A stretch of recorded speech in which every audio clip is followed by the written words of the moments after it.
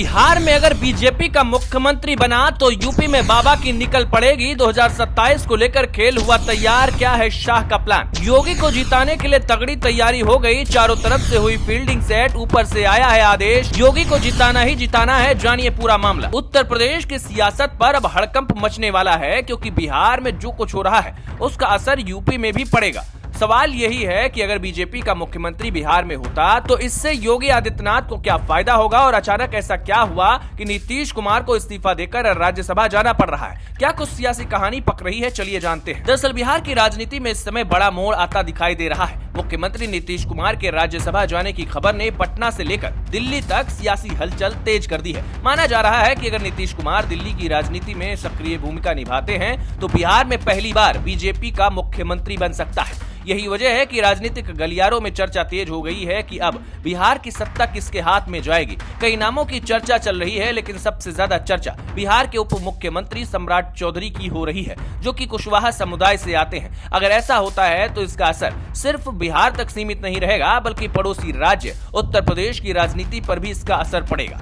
असल में बीजेपी के कई नेताओं का मानना है कि बिहार में अगर कुशवाहा या फिर किसी बड़े ओबीसी चेहरे को मुख्यमंत्री बनाया जाता है तो इसका सीधा संदेश पूरे पूर्वी भारत में जाएगा। उत्तर प्रदेश में भी कुशवाहा, मौर्य और सैनी, शाक्य जैसे समुदाय बड़ी संख्या में मौजूद है और इनका असर कई जिलों में देखा जाता है। पश्चिमी उत्तर प्रदेश में सैनी समुदाय प्रभावशाली माना जाता है, जबकि पूर्वी और मध्य यूपी में मौर्य और कुशवाहा समुदाय की अच्छी पकड़ है। बुंदेलखंड और ब्रज इलाके में शाक्य समुदाय का असर माना जाता है। ऐसे में बिहार में ओबीसी चेहरा सामने आने से बीजेपी को इन वर्गों का समर्थन और मजबूती से होने की उम्मीद है। यही वजह कि बीजेपी के अंदर यह रणनीति भी चर्चा में है कि बिहार का फैसला उत्तर प्रदेश के 2027 विधानसभा चुनाव को ध्यान में रखकर ही लिया जा सकता है। खासकर पूर्वी उत्तर प्रदेश के कई जिले सीधे बिहार से जुड़े हुए हैं। महाराजगंज, कुशीनगर, देवरिया, बलिया, गाजीपुर, चंदौली और सोनभद्र जैसे जिलों की सीमाएं बिहार से लगती हैं। इन जिलों में कुल 41 विधानसभा सीटें आती हैं और माना जाता है कि यहाँ बिहार की राजनीति का असर भी दिखाई देता है। हालांकि 2022 के विधानसभा चुनाव में बीजेपी और उसके सहयोगियों ने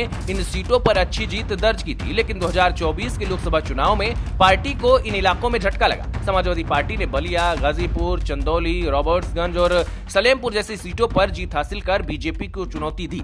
ऐसे में बीजेपी अब पूरे इलाके में अपनी पकड़ मजबूत करने की रणनीति बना रही है। माना जा रहा है कि बिहार में अगर बीजेपी का मुख्यमंत्री बनता है तो पूर्वी यूपी में भी इसका राजनीतिक फायदा उठाया जा सकेगा। दरअसल पूर्वी उत्तर प्रदेश और बिहार के बीच सामाजिक और राजनीतिक रिश्ते काफी पुराने हैं। दोनों राज्यों के लोगों का एक दूसरे के यहाँ आना जाना लगा रहता है। गोरखपुर और वाराणसी जैसे शहरों में बिहार से बड़ी संख्या में लोग इलाज और कारोबार के सिलसिले में आते हैं। ऐसे में अगर बिहार की राजनीति में बड़ा बदलाव होता है तो उसकी गूंज यूपी तक सुनाई देना स्वाभाविक है। इसी बीच जेडीयू के अंदर भी हलचल बढ़ गई है। जैसे ही नीतीश कुमार के राज्यसभा जाने की खबर सामने आई, वैसे ही पार्टी के कुछ कार्यकर्ताओं ने विरोध प्रदर्शन शुरू कर दिया। कई कार्यकर्ताओं ने पार्टी के राष्ट्रीय कार्यकारी अध्यक्ष संजय झा और केंद्रीय मंत्री राजीव रंजन सिंह उर्फ ललन सिंह के खिलाफ नाराजगी जताई। इससे साफ है कि बिहार की राजनीति में आने वाले दिनों में और भी बड़े घटनाक्रम देखने को मिल सकते हैं। अब सबकी नजर इसी सवाल पर टिक गई है कि क्या सच में बिहार में बीजेपी का मुख्यमंत्री बनेगा, और अगर ऐसा हुआ तो क्या इसका असर यूपी की राजनीति पर पड़ेगा। सियासी गलियारों में चर्चा है कि अगर यह रणनीति कामयाब रही तो 2027 के चुनाव में योगी आदित्यनाथ को इसका